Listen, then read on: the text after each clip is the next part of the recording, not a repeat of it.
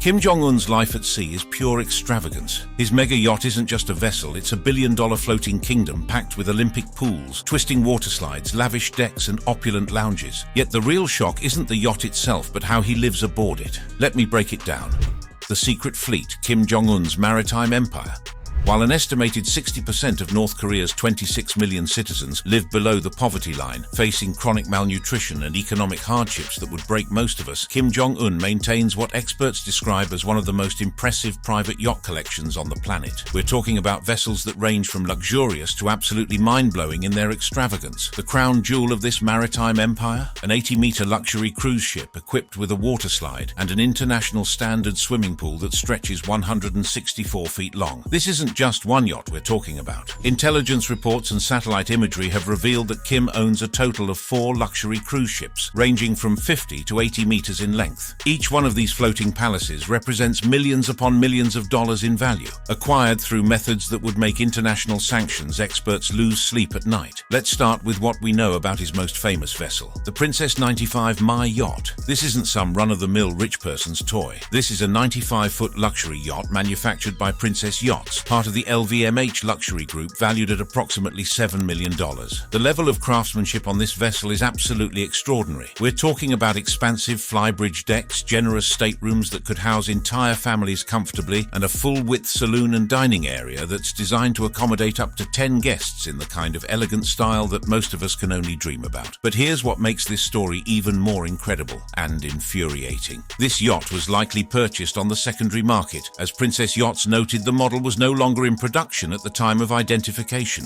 This suggests that North Korea didn't just casually buy this yacht through normal channels. They had to work around international sanctions, finding creative and undoubtedly illegal ways to acquire these symbols of Western luxury. The yacht was first spotted during Kim's inspection of a fishery station, when North Korean state media inadvertently revealed the yacht in a photograph. It was one of those moments where the regime's obsession with showcasing power accidentally pulled back the curtain on just how lavishly their leader was living while preaching sacrifice to his people. Now, let's talk about the absolute crown jewel of Kim's fleet, that 80-meter monstrosity I mentioned earlier. This vessel is so over the top that experts have literally described it as a floating amusement park. We're not talking about some modest recreational vessel here. This is a maritime palace that features amenities that would be impressive on land, let alone floating on the ocean. The centerpiece of this floating wonderland? A 2.5-meter wide pool with 450-meter lanes that meets international Olympic standards. Just let that sink in for a moment. Kim Jong-un has an Olympic-sized swimming pool on his yacht. Not a small plunge pool, not a modest recreational area. A full Olympic-standard swimming facility floating on the Sea of Japan. But wait, it gets even more ridiculous. This aquatic playground also features dual twisting water slides that would make Disney jealous. Imagine the engineering required to install working water slides on a moving vessel. Imagine the cost, the maintenance, the sheer audacity of deciding that a regular yacht just isn't good enough. You need water slides too. The scale of this operation becomes even more mind-boggling when you consider the logistics involved. Satellite imagery from 2024 identified this 80-meter yacht navigating between Wonsan port and the exclusive Kalma Villa, approximately 4.5 kilometers away. This isn't just sitting in a harbor collecting dust. This is an active, operational floating palace that Kim and his family regularly use for what can only be described as the most extravagant vacations imaginable. And here's where the story takes an even darker turn. While Kim was enjoying his floating paradise, analysts speculated it was being used by Kim, his wife Ri Sol-ju, or daughter Kim Ju-ai for a summer vacation during a period when North Korea was facing severe flooding. The optics are absolutely staggering. While his people were dealing with natural disasters and struggling to survive, the supreme leader was potentially enjoying water slides and Olympic swimming pools on his private yacht. But the Princess, 95 Mai and the 80-meter floating amusement park are just the beginning of this nautical empire. Intelligence reports indicate that Kim's fleet includes vessels measuring 50, 55, 60 and 80 meters in length, with one 60-meter yacht reportedly decommissioned in 2017 due to reaching the end of its lifespan. Think about that. These yachts are so expensive and complex that they actually have lifespans, like military equipment or commercial aircraft. The 55-meter yacht in Kim's collection has its own fascinating story of excess and renovation. Satellite expert Bruce Songhak Chung noted that this yacht's roof deck was expanded from 20 meters to 40 meters and freshly painted, indicating that Kim isn't just maintaining these vessels, he's actively upgrading upgrading and improving them. We're talking about millions of dollars in renovations on top of the already astronomical purchase prices. What makes this entire situation even more mind-blowing is the fact that these acquisitions violate multiple international sanctions. UN Resolution 1718 from 2006 and subsequent resolutions ban luxury goods imports, explicitly including yachts since 2013. Yet here's Kim Jong-un, floating around in what amounts to a private navy of luxury vessels, thumbing his nose at the international community while his people suffer. The methods used to acquire these yachts read like a spy thriller. In 2009, Austrian and Italian authorities seized 2 luxury yachts destined for North Korea, indicating that even before Kim Jong-un's rise to power, the regime was actively trying to circumvent international law to get their hands on these symbols of Western luxury. This brings us to an important question. Where exactly does Kim Jong-un dock and use these floating palaces? The answer lies in one of the most exclusive and heavily guarded locations in North Korea, a coastal paradise that makes the most expensive resorts in the world look modest by comparison.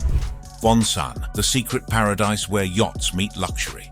If Kim Jong-un's yacht collection represents the floating embodiment of authoritarian excess, then Wonsan is the terrestrial paradise where this maritime madness comes to life. What we're about to reveal about this coastal compound will fundamentally change how you think about wealth inequality and dictatorial privilege. Wonsan isn't just some random coastal city where Kim happens to dock his yachts. This is a carefully constructed, meticulously planned luxury ecosystem that serves as the operational headquarters for Kim's yacht-based lifestyle. Located in Gangwon province on North Korea's east coast, Wonsan has been developed into what experts often compare to Mar-a-Lago, except instead of a luxury resort for the wealthy, this is an exclusive playground for one man and his inner circle. The scale of this operation is absolutely staggering. We're talking about a sprawling seaside compound that includes 20 to 30 exclusive luxury villas, each one designed to accommodate Kim, his family, and whatever high-profile guests he decides to entertain. But these aren't just vacation homes. They're fortified palaces that combine luxury with the kind of security measures you'd expect from a paranoid dictator. Let's start with the crown jewel of this coastal paradise, the private beach. This isn't some modest stretch of sand where Kim goes for the occasional swim. We're talking about a 530-meter-long white sand beach that's been described as renowned for its scenic beauty. To put that in perspective, that's over a third of a mile of pristine beachfront that belongs exclusively to one man and his family. But here's where the story gets even more outrageous. This beach isn't just for relaxation. It's been used for some of the most bizarre displays of wealth and power imaginable. Kim Jong-il, Kim Jong-un's father, used this beach for fishing and swimming, establishing a family tradition of coastal luxury that his son has taken to absolutely unprecedented levels. The beach itself is dotted with approximately 10 large and small villas, each one positioned to maximize the stunning ocean views while maintaining the kind of privacy that allows for the most extravagant lifestyle imaginable. These aren't beach houses in any conventional sense. They're architectural marvels that combine luxury accommodation with the kind of security features you'd expect from a military installation. Now let's talk about the marina and boathouse complex that serves as the nerve center for Kim's yacht operations. This isn't some simple dock where boats are tied up when not in use. The marina includes a boathouse that's specifically designed to shelter Kim's fleet of luxury yachts, providing climate-controlled protection for vessels worth tens of millions of dollars. The engineering and construction required for this marina complex alone would be impressive for a developed Western nation, let alone a country under severe international sanctions. We're talking about deep water access capable of accommodating vessels up to 80 meters in length, sophisticated docking systems, and maintenance facilities that can handle the complex needs of these floating palaces. But the Wonsan complex isn't just about yachts and beaches. The recreational facilities scattered across this coastal paradise read like the wish list of someone with unlimited resources and absolutely no sense of proportion. The compound includes a horse riding range, a shooting range, a basketball court, and a water play area. Each one of these facilities represents the kind of luxury that most people can't even imagine, let alone access. The horse riding range is particularly telling about Kim's priorities. An airstrip was actually demolished to make way for this equestrian facility, which means Kim literally chose recreational horse riding over functional aviation infrastructure. It's the kind of decision that perfectly encapsulates the mindset of someone who views the entire country as his personal playground. The basketball court at Wonsan gained international attention for all the wrong reasons. This is where Kim hosted former NBA star Dennis Rodman in 2013. 2013, with photos showing them sipping drinks together. While this might seem like harmless fun, the optics are absolutely devastating when you consider that this basketball court exists in a country where most people struggle to afford basic necessities. But perhaps the most infuriating aspect of the Wonsan complex is the water play area. This includes an international standard swimming pool and water slides, separate from the facilities on Kim's yachts. Think about that for a moment. Kim Jong-un has multiple Olympic standard swimming facilities, both on land and at sea, while millions of his people lack access to clean drinking water. The logistical infrastructure supporting this coastal paradise is equally mind-boggling. The complex includes a private train station that serves Kim's personal armored train, allowing him to travel securely and privately between Wonsan and other locations across North Korea. This isn't just convenience, it's the kind of personal transportation infrastructure that most heads of state can only dream about. The gardens and walking trails scattered throughout the Wonsan complex represent another layer of this carefully constructed paradise. Satellite imagery from January 2022 shows well-maintained gardens and walking trails that enhance the complex's resort-like ambience. We're talking about meticulously landscaped grounds that require constant maintenance and care, all for the pleasure of one man and his inner circle. Now let's talk about what actually happens when Kim uses his yachts at Wonsan, because the lifestyle aboard these vessels is so extravagant that it almost defies belief. Dennis Rodman, during his controversial visits to North Korea, provided some of the most detailed insights into Kim's yacht-based lifestyle. Rodman described a week-long party on one of Kim's yachts with 50 to 60 people enjoying cocktails, tequila, and what he called a 7-star lifestyle. The yachts also serve as venues for entertaining foreign dignitaries, which adds a whole diplomatic dimension to this floating excess. In July 2025, Kim hosted Russia's Foreign Minister Sergei Lavrov on one of his yachts near the Wonsan Kalma Mega Beach Resort. This isn't just personal indulgence, it's using luxury as a tool of statecraft, projecting power and wealth to international visitors. The Kalma Peninsula, located approximately 4.5 kilometers from the main Wonsan villa, represents another layer of this coastal empire. Kim has ambitious plans to develop this area into what he describes as a world-class tourist resort, though in reality it serves as yet another exclusive playground for the regime's elite. But perhaps the most telling aspect of Kim's yacht lifestyle at Wonsan is how it's used for family vacations. Satellite imagery from June to August 2024 suggests that Kim's family was using the yachts for summer vacations, with vessels moving between Wonsan and nearby private islands. While North Korea was dealing with severe flooding and economic challenges, the Supreme Leader's family was apparently enjoying luxury yacht excursions in their private coastal paradise. The security infrastructure protecting this floating and terrestrial luxury is equally impressive and disturbing. We're talking about military-grade defenses that ensure Kim's privacy and safety while he enjoys his aquatic playground. The entire complex is surrounded by high walls, electrified fences, and surveillance systems, creating an impenetrable bubble of luxury in a country where such security measures are used to keep people in rather than protect them. But the Wonsan complex is just one part of Kim Jong-un's vast empire of luxury and excess. These floating palaces represent merely the aquatic dimension of a lifestyle so extravagant that it encompasses palaces, cars, planes, and collections of luxury goods that would make the world's wealthiest billionaires envious.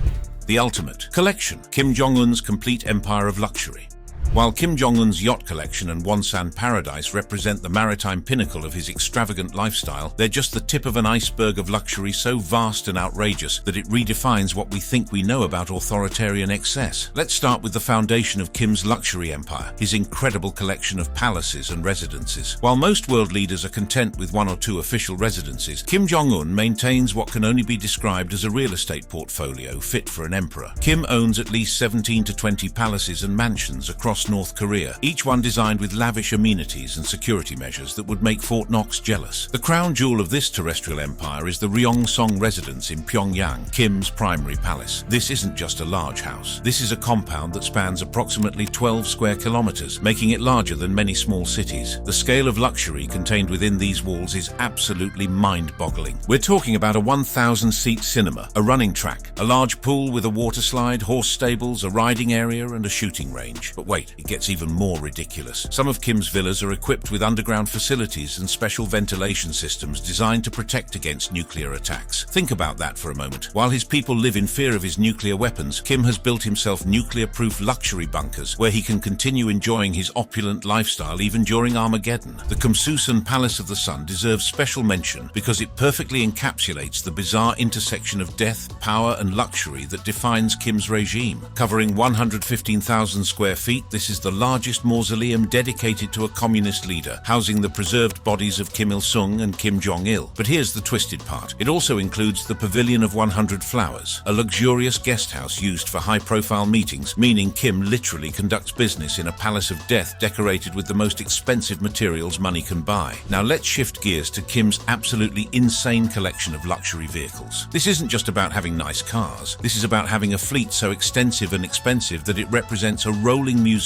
of automotive excess. Kim's collection includes over 100 luxury cars featuring the most exclusive European brands and custom modifications that turn these vehicles into mobile fortresses. The centerpiece of this automotive empire is his collection of Mercedes Maybach vehicles. We're talking about the Mercedes Maybach S600 Pullman Guard, an armored limousine valued at $500,000 to $1.6 million per vehicle. These aren't just cars, they're rolling bunkers certified to VR9 ballistic protection level, capable of withstanding armor-piercing bullets, grenades, and explosives like C4. But the Mercedes collection is just the beginning. Kim also owns a Rolls-Royce Phantom, likely worth $1 to $1.5 million with custom armoring, and more recently an Aura Senate limousine gifted by Vladimir Putin, valued at $300,000 to $500,000. The fact that Kim continues to acquire new luxury vehicles while his people struggle with basic transportation shows just how disconnected he is from reality. Moving from the roads to the skies, Kim's private aviation fleet is equally outrageous. His primary aircraft is the Ilyushin Il-62M named Chamai-1, a Soviet-era jet with a range of approximately 10,000 kilometers. But this isn't just some old military transport. This has been converted into a flying palace with luxurious VIP cabins, conference areas, and secure communication systems. The logistics of maintaining Kim's luxury lifestyle extend far beyond what most people can imagine. Kim operates multiple Ilyushin Il-76 cargo jets specifically to transport his luxury cars to international summits. Think about that. He has dedicated cargo planes just to make sure his armored limousines can accompany him wherever he travels. The cost of operating these aircraft for personal luxury transport alone would fund healthcare for thousands of North Korean families. But perhaps the most revealing aspect of Kim's luxury obsession lies in his personal collections of high-end goods. His watch collection alone is valued at approximately $8 to $10 million,